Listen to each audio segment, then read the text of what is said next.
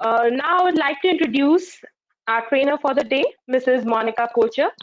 Monica ma'am has worked as a resource person and materials and curriculum developer for both CBSE and ICSE and in fact international schools as well. She has a vast experience of more than 2 decades in teaching in CBSE, ICSE, IGCSE and IB schools. Trained in progressive methodology, she has taught middle, secondary and senior secondary levels of education. She is currently an education consultant with several education institutions and has also worked for replacing the chalk and talk method of lesson delivery with more innovative teaching methods.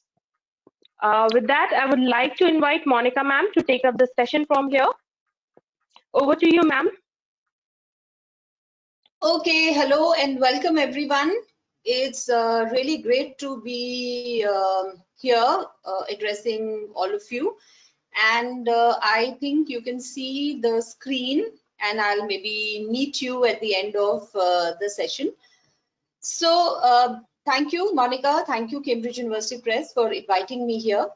Our session is on language and maths. And you might be wondering why language and maths, because language is completely different and maths is completely a different subject. But there are reasons behind it, which is that I have seen so many adults who come to me and say, I'm bad at maths. And when I ask them, are you good at languages? They say, yes, we are really good at languages. So we discovered again and again that children who are good in languages are not able to grasp maths.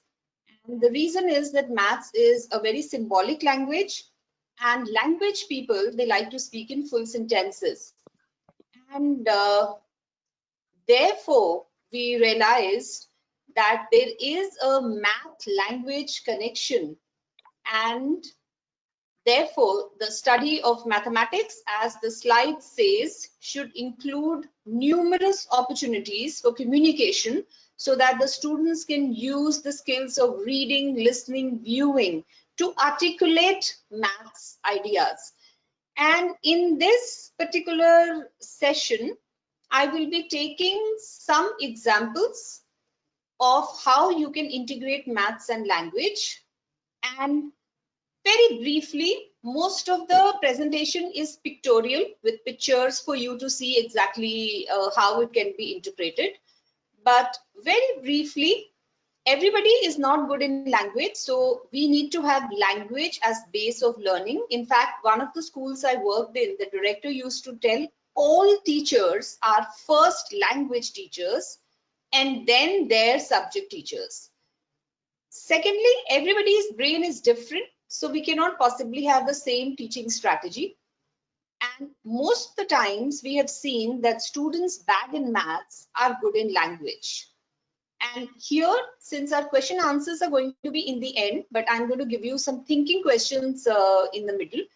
Just think, what else could be the reason that we should integrate maths as well as language? That's a thinking question which I'm leaving with you. You can make a note of it and we can discuss it during question and answer time.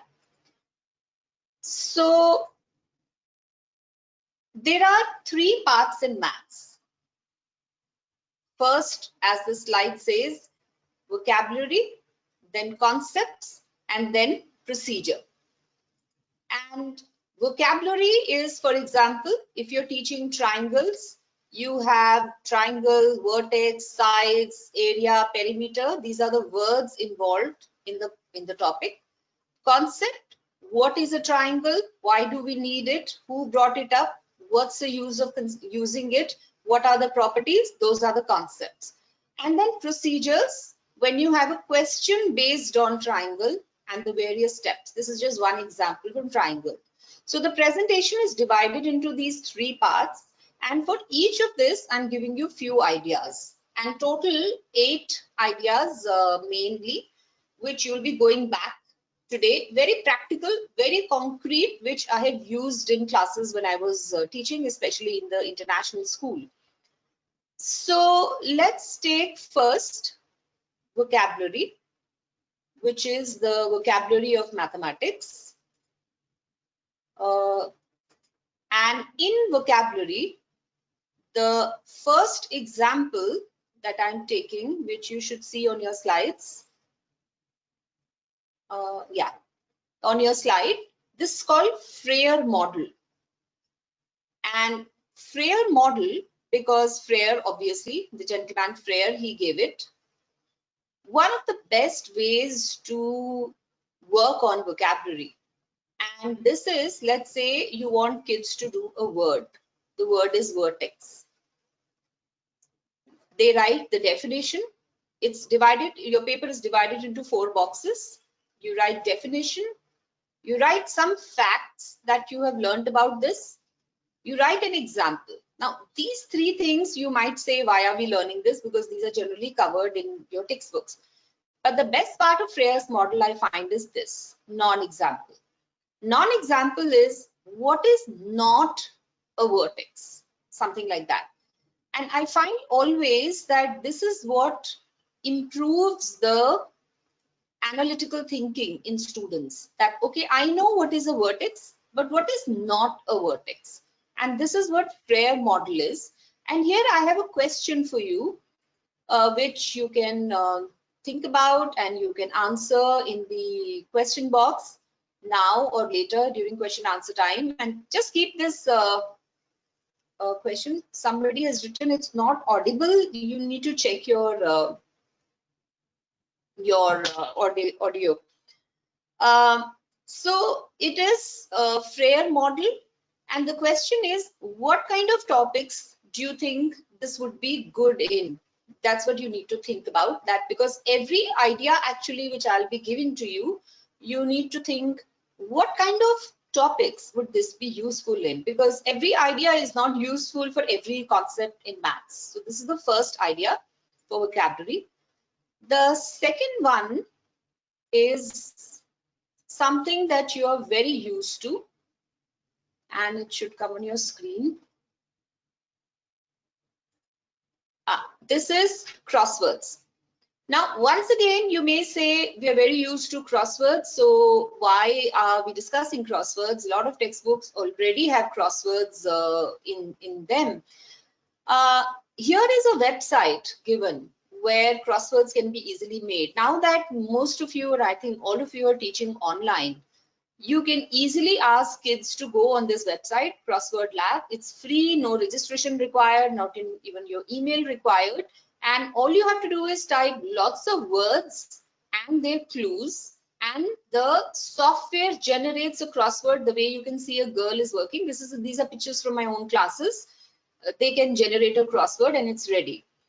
The second way is, like you can see, this is picture of the crossword created by a student of mine who was extremely weak in maths, and he created a simple crossword himself because he did not want to go to the website and do anything.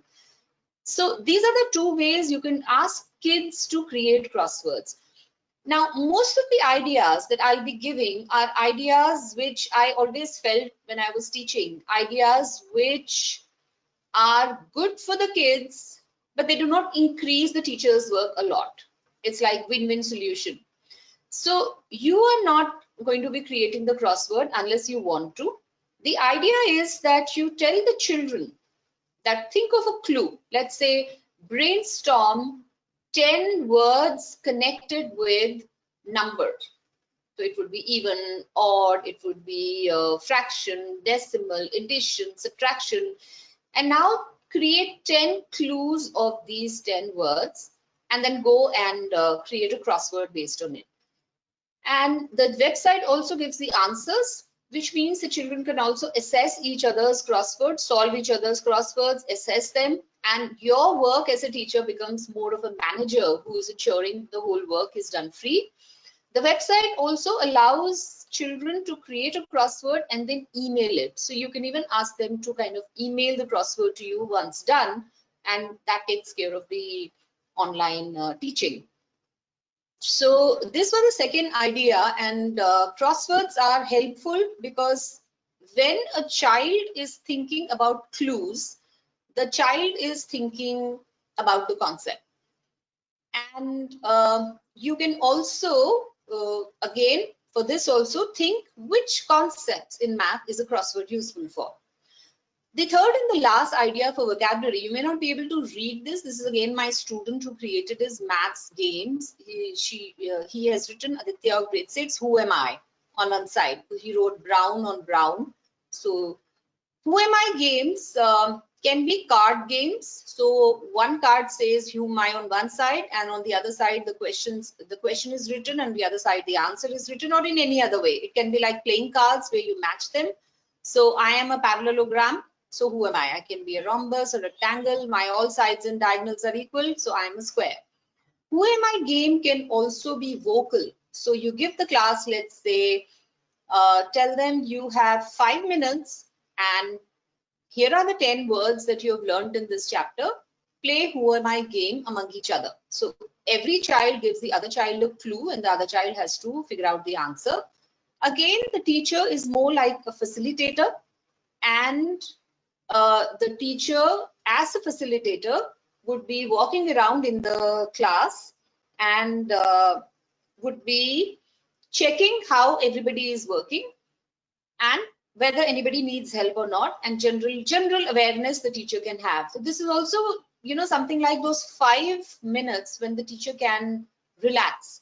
And again, online teaching, you can give them these clues and ask them. You can ask the children, or let's say you're taking an online class with 30 kids, ask everyone to think of one question with one clue, and they can ask each other, or they can ask loudly like we are doing. One person can ask a question and then others can answer. So who am I game are very handy when you're doing vocabulary of the students. So these are the 3 things I have just shared with you. So pause is always a part of my workshops because I think pause effect, it's a known strategy which I think is really important in all teaching and learning sessions, where you just pause and absorb what you have just learned. So we have done 3 things: prayer model, crossword, and game. If you have questions, we can take now, or if in a second, if you can think, or in the end. The questions for you to think is, what is good for which topic? Then for which grades are these useful? And then have you ever used any of these? And can you use this for online teaching? These are the questions where I want you to think about whether there are these are the things that we would be discussing using these ideas. So 3 ideas for vocabulary development: prayer model, crossword, and game. And most importantly, think, is one suitable for, are these suitable for all the subject, and or is it that something is specific for some topic? And we'll take it up with you as we move on. So the second part of the workshop, I'll just wait for the screen to shift, it's about concepts. When the conceptual understanding is given to the students. So here, the first, just taking few seconds to shift in the audience view. First one is journal writing. You may not be able to see this on your screen. It says, in our 3rd grade class, we have been learning geometry. There is a lot we have been learning, the shapes, and then our classroom ball that we play is a sphere. Our small Kleenex box is shaped like a cube, our paper towels, etc., etc. Now, journal writing does not take more than 2 to 3 minutes. And how it works is, in a class, when you have taught something, let's say you have a 40-minute class. So within the class, after 10 to 15 minutes, you just pause and you tell them, whatever I have taught you so far, just write 2-3 lines about it or a page about it, and ask them to write in their own words in their notebooks. That is journal writing. Journal writing is also used when you want to revise something. So revise something, and let's say, what did we learn yesterday? or let's say you're starting with the most difficult topic under the sun, fractions. So ask them, what have you learned about fractions so far? I'm giving you 2 to 3 minutes, write about it. Always, always, always give children time. Otherwise, they can just go on and on and on and on and on, and you would not know how the time went by. So not only give them time, have a timer or something, or keep doing something fun like tick, tick, tick, tick when the time passes, or when the time is about to be 2 to 3 minutes. Always keep time as a boundary for students. So tell them, I'm giving you 3 minutes, write a journal. Now, it can also be something which very few people do, but it is so important. Ask them, how did you feel about this topic? And this can be done for all painful topics, such as which kids tell me or the teachers tell me, trigonometric identities, which is very weird for many people. Or let's say somebody didn't understand how to do the midterm splitting for a quadratic equation. Somebody didn't, the class is so-so in any topic. Now, when you say, what do you feel about this topic? You will see some amazing entries, and journal is done, of course, in the classwork notebook. You will see entries like, I hated this topic, or I like this part, but this part I'm bad. And then some may say, teacher, I tried my best and here is a note for you and I need help, etc., etc. So journal writing helps them to express themselves. Now here you will see distinctly the difference between science students and the non-scientific students. The science students will write maybe 2-3 lines. Maybe they draw a figure or something, and that's about it. The non-scientific students, the humanities or the art and craft, will go on and on and on writing. They'll write, sometimes I've seen them writing 4 to 5 pages on simply what did we learn yesterday. And it is up to the teacher's discretion to decide whether to let them go on or whether to stop or ask the class. That's a very present moment situation and cannot be thought of beforehand. But journal writing is what connects maths emotionally to children, and it has given very good results in whichever schools teachers have used them. Then and as I said, it shouldn't take more than 2 to 3 minutes. Now, journal writing is writing. Not all age groups are comfortable with writing. Not all kids are comfortable with writing. So here is a strategy which I use in my workshop for teachers, which people use across the world in classrooms, in boardrooms, in offices. It's called Think, Pair, Share. And as you can see, it shows children sitting in pairs. Think, Pair, Share is, for example, if you were in front of me live, I would have said, I would have asked you, think about what have I shared with you so far. Then I would have said, pair up with a partner, and then I would have said, now share whatever you've learned from so far in this workshop. And that's why I also with my students used to call it face-to-face, but Think, Pair, Share is internationally known as a strategy, and I've given the website where you can go for more information on the screen.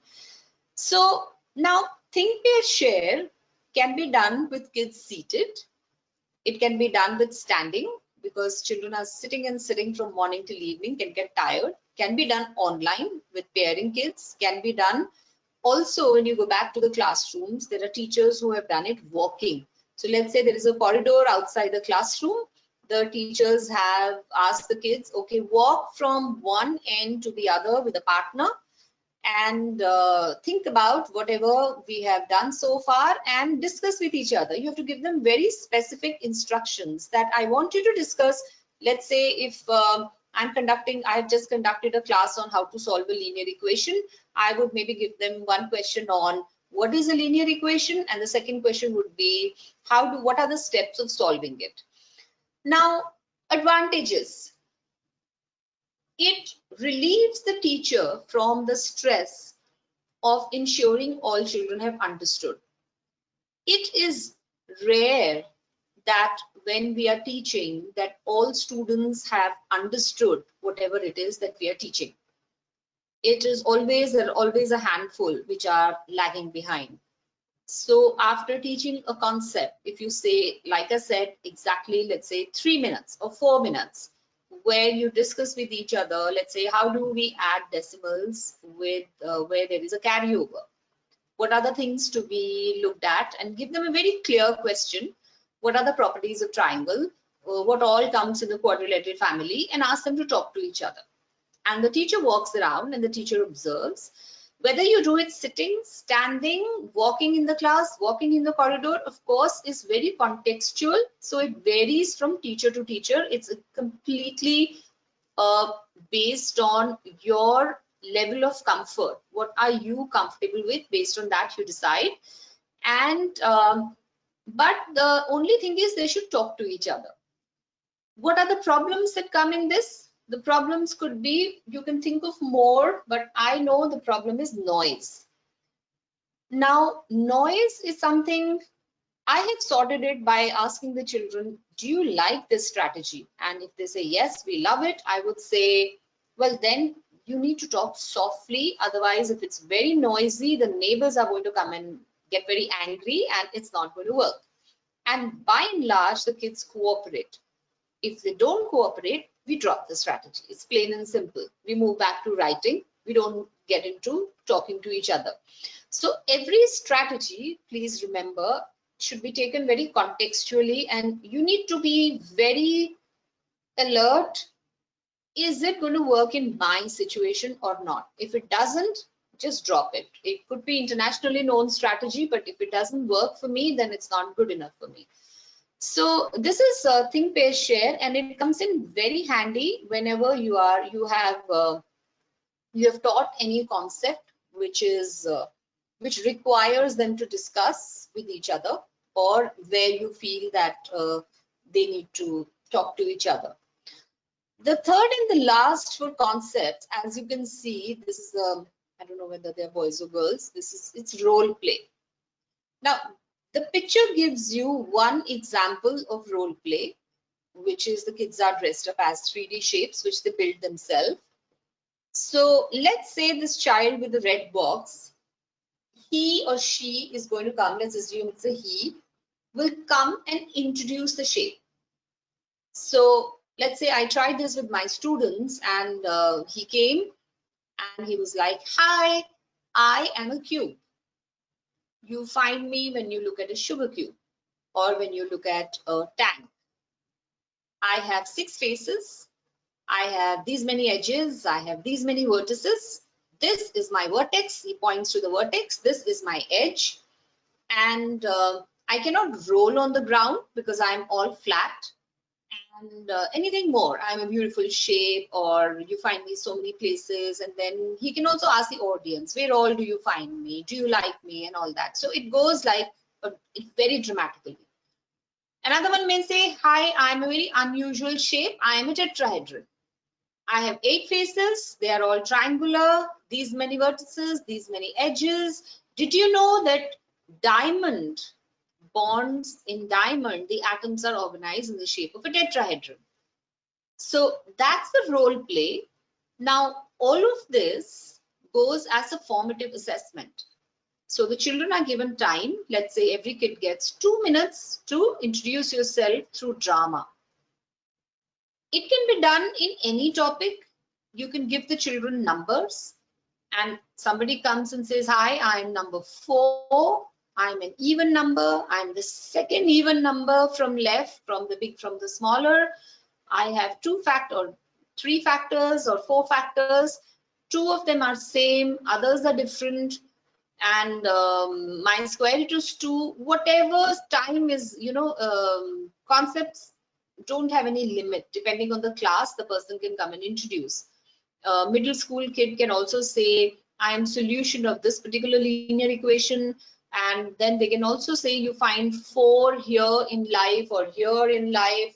All windows have 4 corners. Most of the windows have 4 corners. Most of the doors have 4 corners. So that's up to the kid. The point is that the child needs to come and introduce a shape, and that's what gives children a kind of a feel for whatever concept that they are learning. So these are the three concepts we have done: journal, think, pair, share, role play. Journal is simply writing for 2-3 minutes. What did we learn? How did you feel? What did we learn yesterday? How was your exam? What do you think your doubts are in the exam? Where do you think you got stuck in the exam? Where can I help you? Where do you need help? Or where can you help others?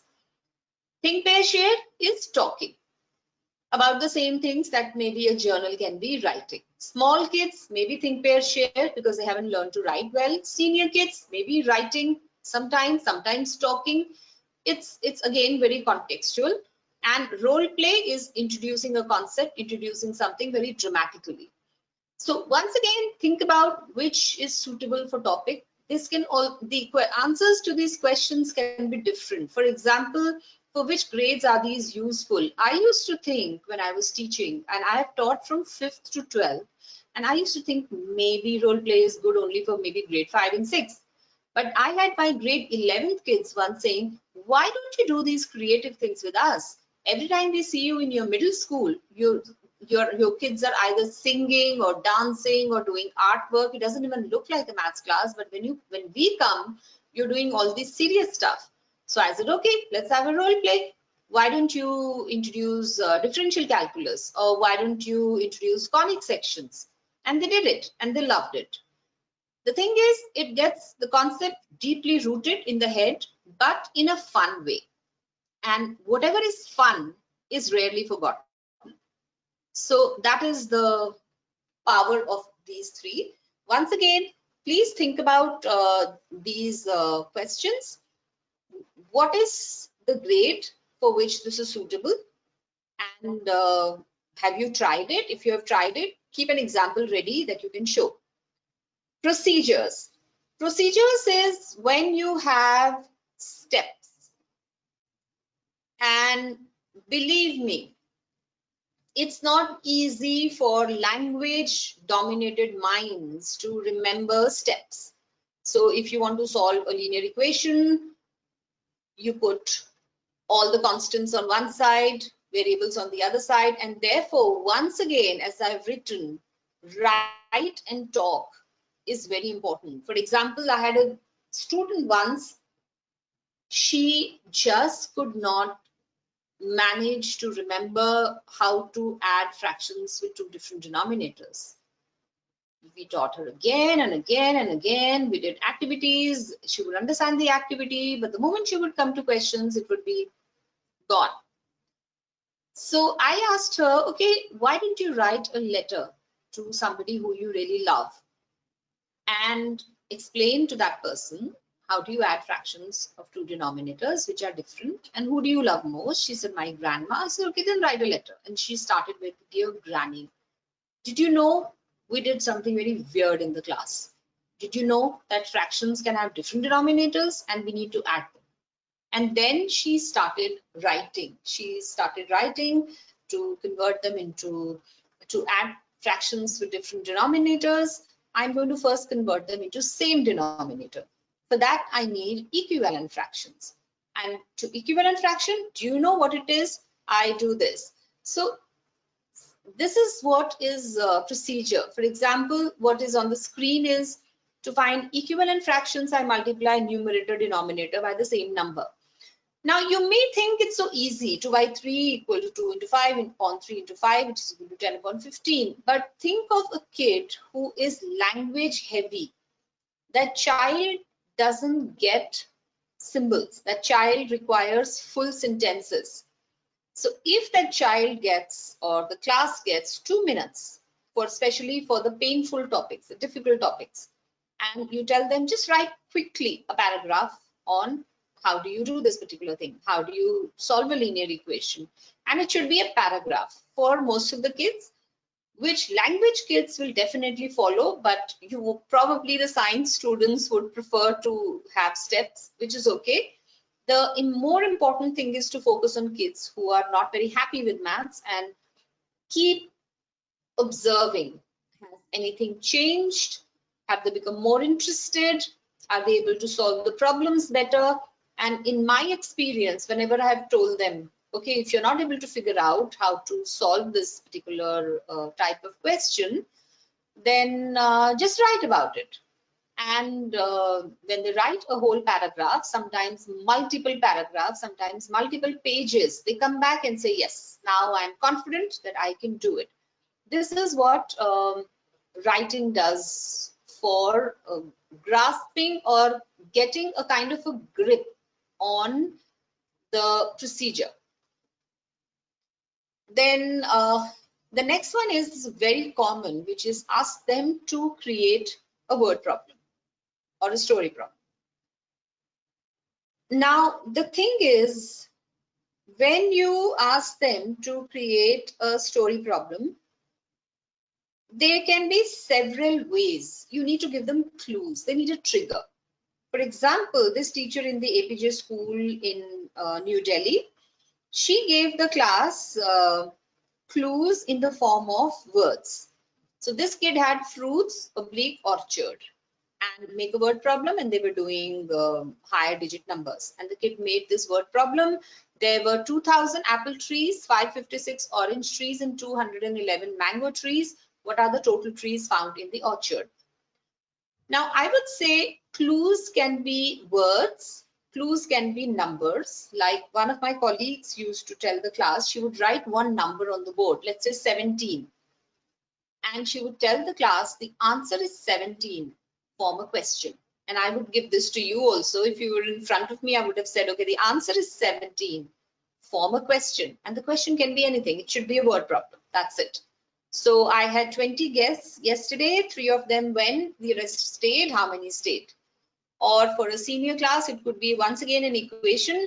And the equation is formed that a number added to 16, a number added to 16 or number added to 1 gives 18. What's the number?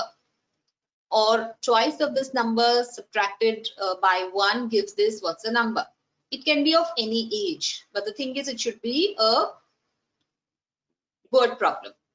The third clue is pictorial. You show them a picture, let's say a picture of a boatman rowing a boat, and tell them to form a question. So they can form a question, a boat was going upstream by this speed, this was the distance, how much time did it take?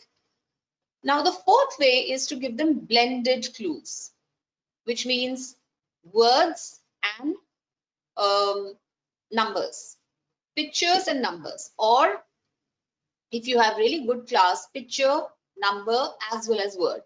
So for example, in this particular picture, I might have given fruits as word. I might have given picture of a man doing something on a tree, and I would have maybe given some numbers. And then the child has to create a word problem. So when children create a word problem, that is when they understand how a problem is assembled, and therefore disassembling it when they are solving it is something which they get intuitively. It's like they are driving a car in reverse, and then they understand, okay, these are the tools, and then they are able to figure out the forward driving also. Does it work for everyone? Not really. Is there a strategy that works for everyone? Never.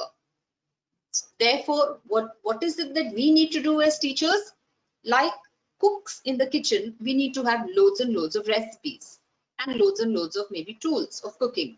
And that's what all these ideas are about, that what is used for what. And that is why I'm giving you these questions again and again. Instead of just doing something because it was shared by an experienced person, or rejecting something because you don't think that it makes sense, think, is it suitable for what? If yes, for which topic? Is it suitable for me? For which grade?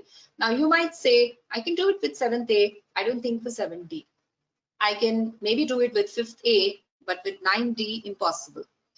One school that I was working in as a consultant before COVID ended all on-site work, one teacher came to me who was known to do only traditional work and refused to change for anyone. She came to me and she said, I like these ideas.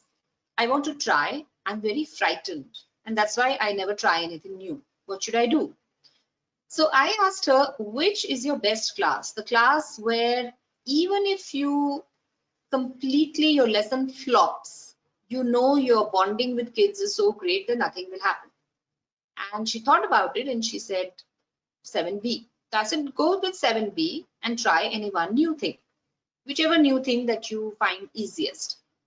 And tell the kids, before you try, I'm going to try something new and this can bomb completely. Like I wanted to try something new with the class and I went to the principal. I wanted the kids to go to the music teacher and the music teacher was going to give a lecture on with his guitar, how fractions are connected with music. And I went to the principal and I said, look, this lesson can flop. She said, doesn't matter, at least you're trying it out. So the principal gave me the space. I took the class to the music room and the music teacher played guitar and he explained how fractions are connected with music. We did not understand anything. It was a 45 minutes lesson and the only thing we enjoyed was the playing of guitar. We were sitting quietly. He did not ask us any question and we came back and we were like, gosh, what a flop class. But the bonding with the class was such and the respect for the music teacher was such that we didn't really feel bad. The next day I asked the kids, okay, we missed one whole lesson. Now what do we do? And they said, it doesn't matter. We'll work harder tomorrow or we'll do some work at home. So if anytime you're nervous about doing something new, start with the easiest point. And like babies walk, no, slowly, baby steps, move from easier to harder. And believe me, if you start, you will definitely reach the harder at some point or the other because you'll be just walking one step at a time. There's an old jazz song, you know, man, oh man, don't walk so fast, one step at a time. So start with easiest topic, easiest grade. And if you're already using it, we'll be very happy to listen to you. Last 10-15 minutes we will keep for your observations, your thoughts, and I would be very, very interested in knowing what do you think of these 8 main strategies. Now I'm coming to general strategies which I just have a list. These 8 were the main, which I brought examples for you for all. But there are some very general ideas which, okay, here the slide is. Whenever you're grouping students, a tendency is to only see good in maths, bad in maths, let's have a mixed group, or let's have all good kids in one group and weak kids are with me. But consider language also, especially when you're doing an activity or project. So maybe in every group, there should be one good math kid and one good language kid. Because whenever you give instructions or if you're given them a worksheet with word problems or even numerical problems which have instructions, they need to have somebody who can help them to understand the instructions part. And I have seen whenever there are language kids in any workshop, I have seen that the language kids help everybody to understand how do we do it. And then I have seen that the maths kids step in and they say, oh yes, now I get it. This is how I solve it. And then the maths kids help the language kids help in the math. So basically everybody helps everybody else. And once again, the teacher becomes more like a manager. If you have heard of the word facilitator in your life, this is what facilitation is. That a teacher, like a manager, organizes the class in such a way that the kids take over the learning from the teacher to themselves or each other, and the teacher walks from group to group. Now, what happens, it's not like all we know with kids, it's not all that great that the groups will just quietly work and the teacher will have nothing to do.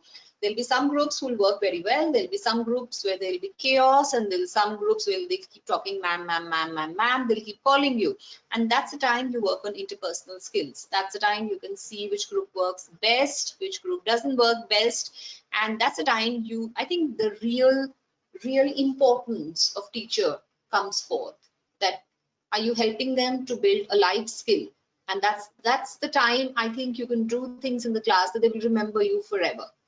That in this ma'am's class, I learned how to bond with others. So grouping kids ensure that there are maths and language kids together, and keep that class as a class where life skills are built. The other is chorus or chant practice. In ancient times, knowledge was transferred using chant. Chanting is great for memory. Chanting is also great, like a class I had where this was a class of special need kids. 8 kids, all 8 different special needs. So you can imagine it was like trying to hold a boat which is trying to run in 8 different directions every day. That's how my experience was. And I told them one day we are going to learn quadrilateral. And some of them started crying. They said, what is this word? We can't even pronounce it. What is this? Qua? What is this word?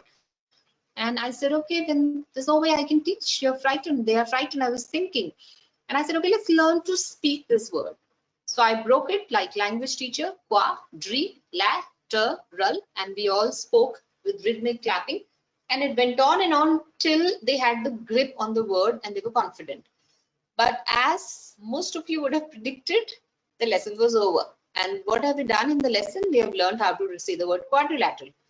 So I told them, now what do we do? I was supposed to do some of the 4 angles add up to 360 degree. And they said, just tell us what it is. They learned it at home because they were so full of energy. They were so happy we learned a new word. They did it at home and they came back the next day with not only the first half of the second exercise done, 5 days work finished in 4 days. So all that because I gave them that little space in the beginning when they learn to chant, just speak the word. And primary teachers do this a lot. The whole class says something together. We can bring this in middle and high school also. There is no shame about it. The whole class can speak a property together. The whole class can say all the quadrilateral family together. It's fun. It's noisy. It's but constructive noise. The third is we need to be aware of how much we are talking. It should be teacher talk, then kids talk, then teacher talk, then kids talk, or do something. If your lesson is of 45 minutes, it should be broken into 2 to 3 parts where teacher talks and then kids talk or the kids do something. Switching is needed. Like I'm very aware and I'm actually very uncomfortable with webinars because I keep talking and I'm only looking at the camera light. But if I was with you live by now, there would have been 3 pauses where I would have asked you to do a group discussion or write something or share your experience and so on. So teacher talk needs to keep breaking, and that's the time the kids talk or the kids do needs to keep happening. The fourth idea is word wall, have a common word wall, which I think should be a must. You put up a big chart on the wall or board, and every time a new word is done in maths, let's say you taught even numbers, odd numbers, somebody goes and writes on the chart, even numbers, odd numbers. It can be in any direction with any color. Then you taught, let's say, decimal operations. Somebody goes and writes decimal. And different kids, call them, give them a color pen, say, go and write. And don't bother about spelling. You've just done probability. Somebody goes and writes probability, certainty, impossibility, all the words. Slowly and slowly, the chart starts getting filled up. What happens if the chart is next to the door? Every time the kids are going out, coming in, you will always see 2-3 kids huddled next to the chart. Tujhe ye aata hai? Tujhe ye aata hai? Do you know this? Do you know this? Hey, I forgot this word. What was this? What was this? And by the end of the year, the chart is filled. And by the end of the year, most of the class remembers all the words. By the end of the year, if you say volume, they would have hands will shoot up. I know what volume is. And this is word wall. Be very strict. Don't let them mess it up or write all sort of fun stuff on it. It's only maths words. You can even make it more fun if you're in junior classes and they can have stickers stuck on it with word. You want to make it even more fun, let them put a little signature below the word that shows that I wrote it. So it can be Ishan, maybe he wrote probability, he signs Ishan under it, if there is space. Now, if this is not possible, tell the kids to create dictionary. I believe in Shivnadar school, they have tried this and this has been very successful. Kids have a dictionary, all the new words that they learn, they write the word and they write a little bit explanation, which I did before, like a journal, or they draw a little picture. Oh, that's their personal dictionary. How they do the explanation is up to them. They decorate, design, they use colors. In today's time, when you're doing online teaching, ask them to maintain an online dictionary. Something like, there is a website called Maths is Fun. Bring tech in your class. They can do a website, which is like an online dictionary. They can create their own using Word documents and share it like on a Google Drive with everybody else. But this is something is their responsibility to remember all the words which have been done, and they create a dictionary for themselves. Fifth one, very controversial when I discuss it in workshops, poetry. Maths poems, internet is filled with maths poems. But you can also ask kids to write rhyming poems. Let's say write a poem on even numbers, which should show even numbers meaning in it. Rest, leave it to them. A lot of times teachers are unsure when I give them poetry because they, ma'am, hame to aati nahi hai. We don't know how to write. And I tell them, you don't need to know how to write a poem. What you need is to know how to give instructions to the kids so that the rest they will do. So I would say to the kids, I want you to write a poem. Pick any word that you have learned. Use that. Your poem should rhyme. This instruction should be maybe maximum 4 to 5. It should rhyme. It should be for 4 to 5 lines. And it should show the meaning of even numbers into it. It should be on a color paper or a white paper, and it carries 5 marks, 3 marks for maths and 2 marks for poetry. These are all formative assessment. And then leave it to them. And out of all the kids I've tried this with, and all the teachers I've tried this with in workshops, I think 90% they do it. And I have seen teachers of grade 12 writing poems on differential calculus and jumping up and down happily that they did it and it was correct and they got, let's say, 5 on 5. I have seen kids writing simple basic poems and again feeling happy that they got some good score in maths class. That's poetry. Story writing, like word problems, give them clues and ask them to do story writing. Or like an example in probability, I told the kids probability is always, sometimes, never, maybe, certainly, impossible, all these words associated with probability. I told them to write a story. And a kid who did not like me wrote a story like this. I wanted to go to a village, but since Monica ma'am never allows me to do what I want to do, she told me no. But I went to this ghost village as I was certain that I would meet a ghost. I thought maybe ma'am would let me go, but as usual, it's impossible for her to say yes to anything that I like. And he wrote a brilliant story which conveyed very clearly to me that he's not happy with me, but he knows all the words of probability. And needless to say, I gave him full marks in it.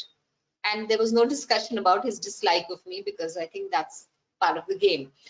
So story writing, and I think the last one I realized when I was working with teachers in Pondicherry, south of India, government school teachers over there, where they have a huge language issue because their government of Pondicherry has brought in NCERT textbooks in English, and Pondicherry has so many people who have not spoken anything but Tamil, and they are very, very bad in English, and some of the children find it impossible to learn. So I asked the teachers, what if you teach in native language and English? You become a bilingual class. And basically, you don't teach. Let's say you've done even numbers, odd numbers, prime numbers, composite numbers. Give them again 3-4 minutes and tell them, again, talk to each other or talk to the whole class. What is this word in your native language? And this is especially good for teachers who are coming from areas where English is not very widely spoken, but is somehow forced on everybody. So Pondicherry, I found the teachers were amazing, the kids were amazing, language was the issue. So I told them become bilingual in the class. Even your word wall, write a number, write even number in English and write it in Tamil. And last I heard from them, they told me it has definitely taken the level of understanding and interest up. Because the moment they come into the native language, the kids are happy, the kids are working, and the kids are enthusiastic about learning the English word. Now it's still very controversial. They are trying to get back to the native language, but somehow this is political issue. So we felt we can't really deal with that. But at our level, let's become bilingual in the classes. So I used to go interact with the kids there. I speak only English and Hindi. The kids speak only Tamil, but we used to somehow manage with sign language, pictures, and words. Shows how adaptable kids are. So whichever part of India you are, we generally have mixed language classrooms, and therefore somehow give kids some time. What do you think this word means in your language, or how would you express meaning of a decimal? How would you express how to add decimals in Bangla? How would you say this in Gujarati? How would you say this in Punjabi? How would you say this in Telugu? How would you say this in Kashmiri language? How would you say this in Sikkimese, depending on what are the cultures in your class? And this makes them feel welcome, all the kids who are of different languages. So bring words, especially words which are, wherever there is a difficulty, wherever there is an issue in the class, try and bring words in native language.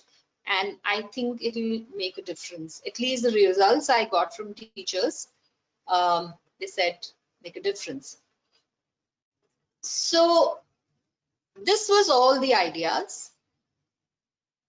And now is the time you keep your questions ready, or if you want to share something. But overall, what I would like from you is, out of the 8 ideas that I showed you on with photographs and 7 ideas with so total 15, give me any 2 ideas that you picked up that you can like implement in your class whenever it is next. If the class is on Monday, you can implement it on Monday. If the class is in July, you can implement it in July. So that's the task for you, which I would like you to do just now. And we can take questions if there are. Monica? Yes, ma'am. So, ma'am, if you can please take display questions. the feedback slide. Yes, of course, ma'am. So I would request all the participants to please. Yes, ma'am, we can see it now. So we'd request you all to share your valuable feedbacks. I am posting the feedback link in the chat box as well, so you can copy the link from there and share your feedbacks. Apart from this, I will share the feedback link in a follow-up mail as well. You can select it from there as well. So now we head up for the question and answers. Please post your queries. Questions or ideas? Or ideas, if whichever you feel you're going to use. I am very curious to know which idea did you find really useful in this. So, ma'am, there is a question, Monica, ma'am. It's what about the students? Yeah, you can. What about the quiet students who sit idle and never open to the teachers? Sometimes they ask at the end of the class rather than what situation. Okay, these are the students. Can you hear me? Yes, ma'am. Okay, so these are the students for whom you need to have sessions like Think, Pair, Share, or where they can talk to each other, because if they are not talking to the teacher, they can talk to each other. That would be my solution. I think for these students, it's really important. And I think maybe for some time you may need to observe and see which student is this particular student happy in working with. So I found once, after trying a number of students for a kid who had so many special needs, that finally there was this one girl who was very compassionate and you could work with her. So I made them permanent buddies. So these are the kids, like if you are not able to reach out to everyone, find someone else in the class that can reach out to the peer and work. Yeah, Monica, if you can just tell me the main question so that I'll answer. Ma'am, Anybody giving there's a question ideas, that also. ma'am, someone says that how are we Yeah. going to do this thing there and share in online classes? So its main focus how to conduct these activities and in the online classes. Any idea? Okay, Any suggestions on that? yeah, think pair share in online classes. If you can't pair up, Zoom has breakout rooms, so you can have group share. Think group share, where they go in the Zoom in the breakout rooms, and they do that. They can also do it over chat. So you can create chat boxes, or you can ask kids to chat with each other, or you can also give it as a homework, where kids talk to each other maybe after the class at home, and that audio is recorded, and that audio is WhatsApp to the teacher as an evidence of work. That's how I would Right. do if I do it online. All right, ma'am. So I can read a very very good question here. Someone says that few students think they are very that they know everything and want to show off in class. How to handle such kids? Absolutely. Oh my God, how to handle such kids? Uh, they are generally the know-it-all. Probably they've gone to tuitions, they've learned everything. One thing is, like, I have had those kids. One thing is, I stopped teaching and I said, okay, you know everything, you come and teach.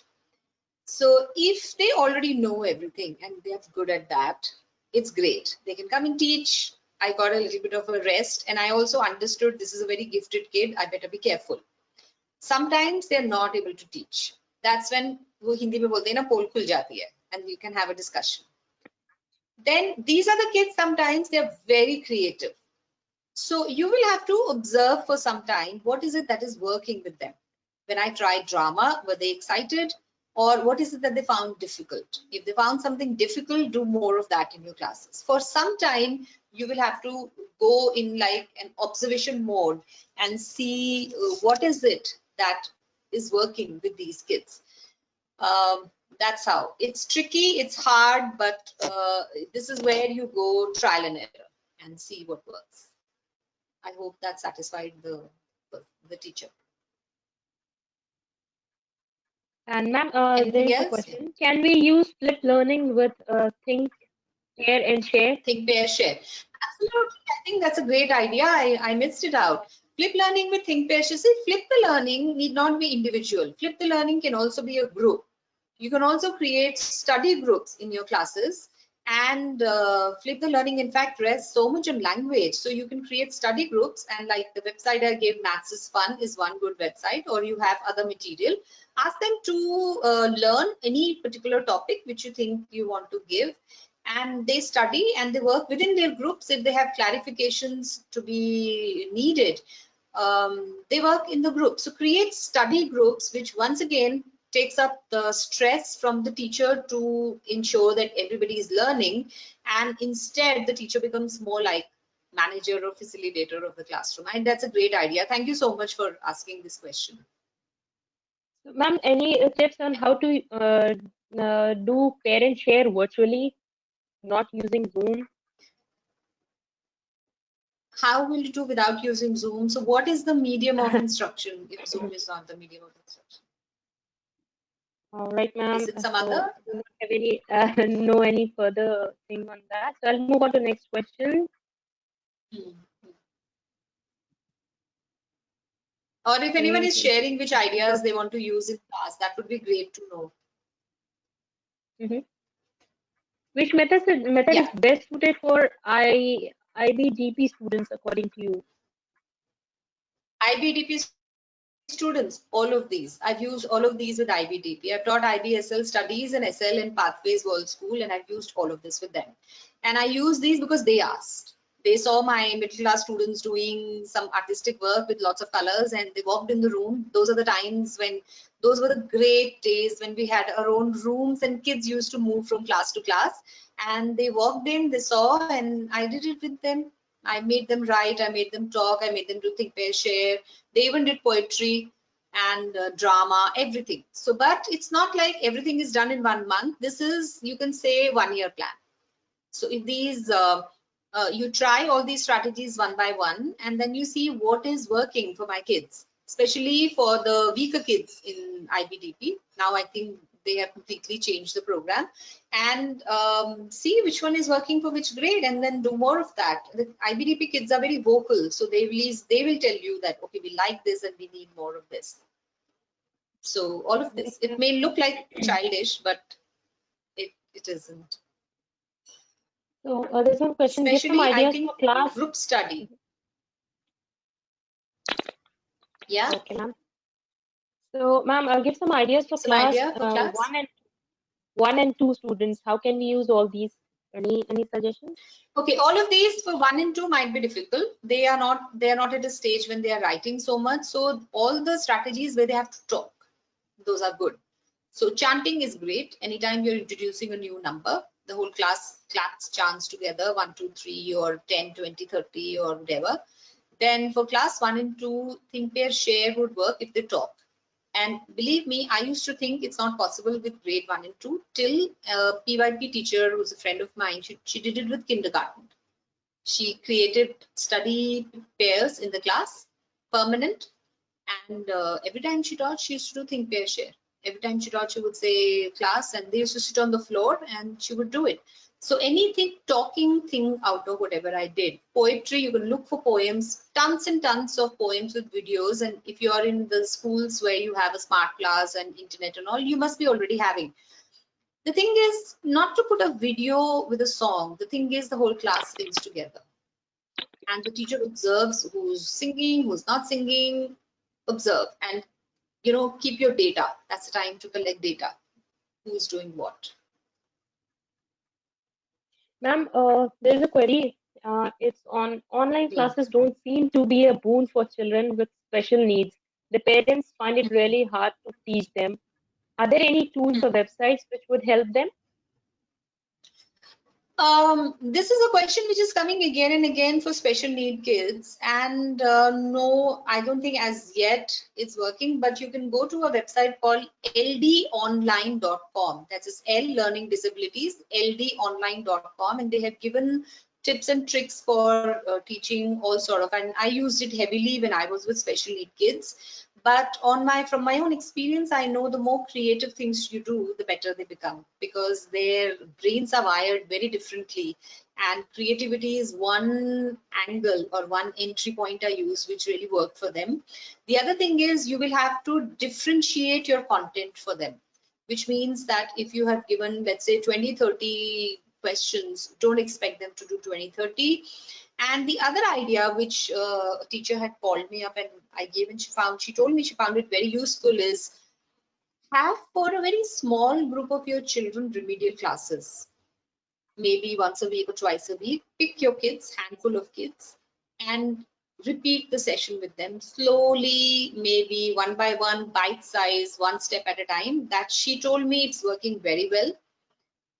Record your classes, put them on somewhere on Google Drive so parents can access it again. So if they have missed a lesson or if they have missed something in your lesson, they can access it again using your recorded. All of this will probably reduce the number of calls and messages that you may get, and parents will have, and at least this group of teachers told me parents are very grateful for this, because parents will have a second something to lean back on in the absence of classes. But yes, special need kids are badly hit right now. Ma'am, just browsing through the questions. There are so many questions and suggestions you can also see. So, Okay, I'll try. Okay. Any ideas anyone wants to share that this is what I want to use? ma'am, there is one query. Can these methods be followed in ICSE and international schools also? I guess to which you have See, already answered. these are curriculum free. These are not depending on curriculum. So these are generic strategies. What you need to see is whether your school is comfortable with these. It depends on how comfortable your school is, what is the culture of your school, and how far can you adapt, because every school is different. Some schools, like I was in, gave me the freedom to go to a music room and try something. But some schools have a different focus, a different aim. So this is adaptable for anyone. You need to see whether it works in, that's why I said it works in your context. If is your classroom a classroom which will go completely out of control, if you have a think pair share, it's not advisable. Do you want to do poetry but you're extremely frightened? Not advisable till you have a basic level of confidence. So that's a question only you can answer. But curriculum wise, it fits into everything, because the objective of every strategy is to enhance maths in children using language as the root. So that's for everybody. I did these, learned most of these in IB and IGCSE. So it's not a problem. And APJ school is a CBSE school, so it's not a problem of curriculum. So one more question: how is it fruitful for pre-KG kids? Pre-KG kids, some of these, like I said, same for 1 and 2, wherever there is talking, singing, and I would probably say along with that stomping feet, waving, hand action, it works. I've observed pre-KG classes in schools where the teachers do this already before I even talked about it, and just singing together, just sitting and clapping and singing together. Why wouldn't it work for pre-KG? It works from pre-KG to grade 12. I think it will work for us also. If we ever meet, even adults would love it. All right, ma'am. So any live examples, daily life examples useful, which are useful for the topics in life? I mean, useful for these online classes. Anything you would like to suggest? Daily life questions, daily life examples are very useful for online classes. You can, since screen share is working, just pick up websites where daily life, you just have to Google real life example of this topic, look at Google images, you'll see images. Like I've used images to show you, and images have a way of attracting attention which words don't. So show pictures of where the concept is being used in real life.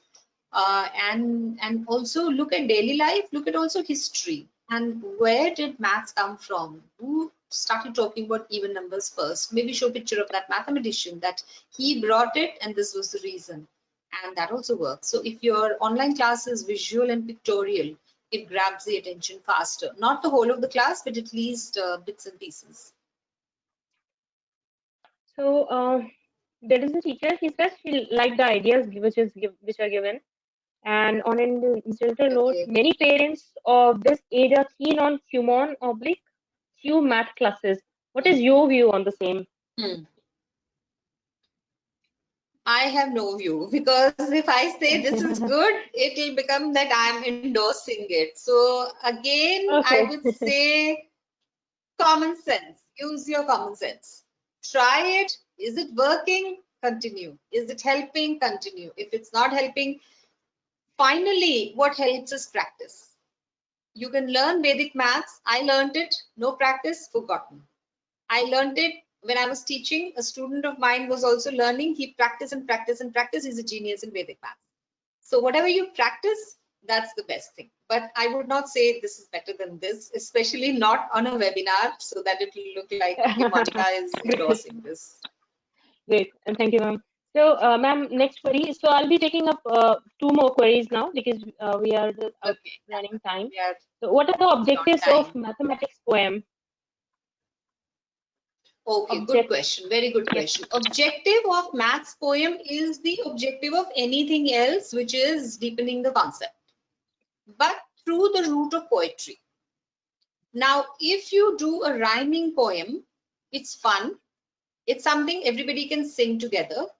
The language kids who are good at writing and poetry, they get a chance to shine in the class. I think the best use I found was when I gave a 9 on 10 to a kid for his maths poem, and I didn't know he had never got 9 on 10 in life. And during PTM, he took his dad straight to the board and said, Dad, I got 9 on 10 in maths. So the objective is to build the confidence of kids who are not good in maths, good in other things. And when they write a poem and they are told it's a great poem from a maths teacher, it gives them a little boost of confidence. And when they come back to the class with confidence, their interest increases in the subject. So instead of their mental thought being, I am bad in maths and stupid, the thought changes to, oh, I got 9 on 10 in maths, I must be good. And that little positive, what is called the dopamine effect by neurologists, gives them a booster. So eventually their maths improves, which is our objective, which eventually leads to improvement in marks, which is also our objective. Poetry is the root, and poems is a very easy. Just check. If I had time, I would have maybe made you write one, but just check maths poems on Google and take any 4-5 line one and do it in the class. All right, ma'am. So last question for the day. Any ways to include summative assessment in the given strategies? No, summative assessments are very different. Summative assessments are assessments where exam-based questions come. So these strategies are formative assessment. These strategies build the brain of a child, turns the brain stronger to maths and turns the kid more interested in maths. So what I have seen is they start doing more and more maths. So I've got kids who went back home and told their parents, I want to do some maths. And the parent called me and said, in the 8 years of schooling, this is the first time her daughter has come home and said, I want to do some maths. They get interested in the subject. So summative assessment is something like an outcome of using these, but these are definitely not summative assessment questions. Those should be ideally the kind which come in the exam, which is the rigor side of maths. And what you can do here is maybe post a summative assessment, have a group discussion on the test, and the children can talk to each other and explain what methods they use, what procedures they use. So you can do that. But in the assessment, the questions which come should be completely exam oriented. And that's when actually you will know after the summative assessment whether all of these strategies worked or not worked. Well, with that, we come Okay. to the end of the session. And thank you, Monica, ma'am, for sharing, for this beautiful session. And thank you all for joining the session. Ma'am, would you like to say goodbye before I end the session? Yeah, goodbye, everybody. Yeah, bye. All right. Have Thank a you, good ma'am. weekend. Thank you, everyone.